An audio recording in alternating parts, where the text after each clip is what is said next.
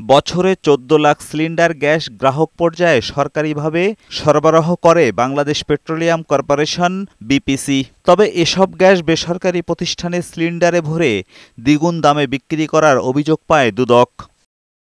এমন অভিযোগে গেল মে মাসে দুদকের অভিযানে প্রাথমিক সত্যতা মেলে।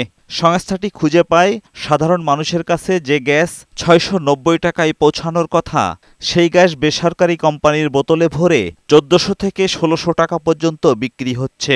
এবার এই অনিয়মের ঘটনায় বিপিসির সংশ্লিষ্টদের বিরুদ্ধে অনুসন্ধানে নেমেছে দুদক। এই বিষয়গুলো মূলত আসলে যে তদন্ত কর্মকর্তা, অনুসন্ধানকারী কর্মকর্তা থাকেন, তারা আইন ও বিধি অনুযায়ী যে ব্যবস্থা গ্রহণ করা দরকার আসলে ওনারা সেই ব্যবস্থা নেবেন। এবং এদিকে বাংলাদেশ ক্রিকেট দলের সাবেক অধিনায়ক সাকিব আল হাসানের বিরুদ্ধে শেয়ার কেলেঙ্কারির মামলার পর এবার অবৈধ সম্পদ ও অর্থ পাচারের অনুসন্ধানে নতুন কমিটি গঠন করেছে সংস্থাটি।